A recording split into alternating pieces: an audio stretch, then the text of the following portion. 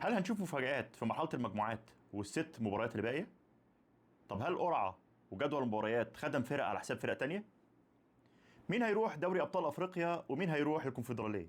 طب مين هيكون هداف الدوري؟ كل دي أسئلة هنجاوب عليها، خليك معايا لنهاية الفيديو. أهلا بكم. دوري 25-26 استثنائي، منافسة على النقطة، وكل أسبوع هيتغير الترتيب. قدامنا ترتيب الدوري بعد 20 مباراة، ووصلنا للمرحلة الأخيرة، 6 مباريات يطلع منها بطل الدوري. الزمالك، بيراميدز، الأهلي، المنافسة على الدوري، وأول وتاني الوصول لدوري أبطال أفريقيا. سيراميكا، المصري، سموحة، إنبي، المنافسة على المركز الرابع والدخول في الكونفدرالية الأفريقية. دوافع كبيرة لكل الفرق، مش مجرد أول دوري بس. المشاركة في أفريقيا هي طموح كل الفرق. خلينا نبقى منطقيين، 7 فرق قوية، مفيش ضعيف وقوي، مفيش ماتش سهل وماتش صعب، كلهم اصعب من بعض. مش هتفرق مين هيلعب قبل مين ومع مين، محدش هيفرط في نقطة. القرعة والجدول لا ظلم ولا جه على حق حد على حساب حد. اللي عايز دوري هيحارب في الملعب. نفسي بقى نخرج بره جو المؤامرة والجدل اللي بيبعدنا عن الملعب وعن الكورة. لو عندك فريق قوي ودكة اللي فيها زي الأساسي ومفاتيح لعب تخلص ماتشات ومفيش غيابات مؤثرة عندك ودوافع ورغبة في الفوز، هتكسب غصب عن أي حد. الفرق الضعيفة والإدارات الضعيفة بس هي اللي بتحط الشماعات من بدري كده، عشان خاطر لما تفشل ترجع للأسباب اللي حطوها قبل كده، وغالبا بتبقى أسباب مش حقيقية بيضحكوا بيها بس أو بتضللوا بيها الجمهور. الكل هيطحن في بعضه في 6 مباريات لكل فريق هي الأصعب في الموسم. نروح بقى لجدول المباريات.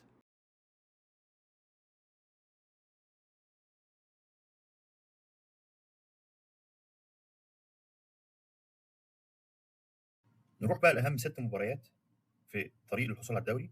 هنبدأ بالأهلي وسيراميكا يوم 7/4، وراها الزمالك وبيراميدز يوم 23/4، وراهم الأهلي وبيراميدز يوم 27/4، عشان يتبقى في شهر 5 15 يوم بتوع شهر 5 أهم 3 مباريات في الصراع على الدوري. الأهلي والزمالك يوم 1/5، بيراميدز وسيراميكا يوم 5/5، وآخر مباراة هتبقى بين الزمالك وسيراميكا يوم 15/5. الأرقام لا تكذب، الأرقام بتدي مؤشرات وبتخلينا نشوف صورة أو طريق، لكن الأهم من الأرقام الدوافع اللي بتقف قدام أي تفوق رقمي. الكورة 11 راجل قصاد 11 راجل، هي مش حرب، بس لازم قوة وذكاء وتركيز من غير هفوات وماتش بماتش. نروح بقى لحبة أرقام هي خلاصة ال 20 مباراة اللي فاتت في الدوري. الأرقام بتقول إن الزمالك صاحب أقل متوسط أعمار 25 سنة. بالنسبة للنقط 43 نقطة لكل من الزمالك وبيراميدز هم أوائل الترتيب. أكتر فريق كسب كان الزمالك وبيراميدز برضو 13 مباراة لكل فريق. أكتر فريق تعادل هو الأهلي بعدد 7 مباريات. أقل فريق خسر هو الأهلي مباريتين. أكتر فريق خسر هو سيراميكا كليوباترا ب4 مباريات. نروح بقى للأهداف. أكتر فريق أحرز أهداف هو بيراميدز والأهلي برصيد 33 هدف. أقل فريق دخل فيه أهداف هو الزمالك 13 هدف. أكتر فريق دخل فيه أهداف هو الأهلي 19 هدف. التفوق في فرق الأهداف للزمالك ويجي وراه بيراميدز، ده بيدل على التوازن والقوة الهجومية والدفاعية لكل من الفريقين. الأهداف بالراس هنلاقيها عند الأهلي الأعلى وبعدها بيراميدز، ده بيدل على إن الفرقتين بيعتمدوا بشكل كبير على العرضيات وضربات ثابتة وركنيات في إحراز الأهداف، ودي نقطة من نقط قوة الفريقين. نروح بقى للتسديد. معظم الفرق متساوية، ولكن التسديد بمعدل 16 تسديدة في المباراة الواحدة لكل من بيراميدز والأهلي، بيتفوقوا في التسديد عن الزمالك وسيراميكا. الركنيات الأهلي وراه بيراميدز بيتفوقوا في الحصول على ركنيات في المباراة الواحدة بمتوسط 7 ركنيات للأهلي، ووراه بيراميدز 6. نروح بقى لأهم نقطة وهي الهجمات المرتدة. الزمالك وبيراميدز عملوا أكبر عدد من الهجمات المرتدة خلال 20 مباراة بعدد 14 هجمة مرتدة تقريبا.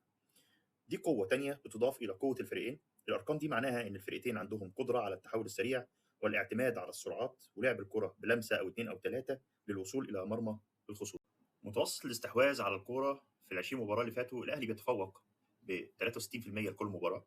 أما بالنسبة للتمرير فالأهلي برضه بيتفوق ب 412 تمريرة لكل مباراة. التمرير في نص ملعب الخصم الأهلي برضه بيتفوق فيه ب 237 تمريرة في نص ملعب الخصم، وده معناه ان الاهلي بيمسك كوره كتير في نص ملعب اي خصم بيقابله. اكتر فرق اللي بتحضّر كورة في نُص ملعبها هو سيراميكا ب224 تمريرة في المباراة الواحدة. أكتر فريق بيلعب كورة طويلة هو بيراميدز بمتوسط 56 كورة في المباراة الواحدة، وهو برضه أكتر الفرق دقة في الكرات الطويلة دي بمعدل 33 كورة صح. أهم نقطة بقى هي نقطة خسارة الاستحواذ والرجوع لاسترداد الكورة مرة تانية. الزمالك أقل فرق اللي بتخسر الكورة حقيقة بمعدل 120 كورة في المباراة الواحدة، وبيراميدز أكتر الفرق اللي بترجع الكورة تاني بعد ما بتخسرها بمعدل 47 كورة في المباراة الواحدة. عموما الأربع فرق هم أكتر أربع فرق لما بتتقطع منهم الكورة بيعرفوا يرجعوا فيها بسرعة. احنا بنتكلم عن نص ملعب الأربع فرق وقوتهم في التغطية واستعادة الكرة. نروح بقى للهدافين. هداف الدوري لحد دلوقتي لاعب الأهلي تريزيجيه 8 أهداف. بالنسبة للأهداف مع الأسيست نروح لاعب سيراميكا كليوباترا صديق إجولا بمعدل 9 أهداف.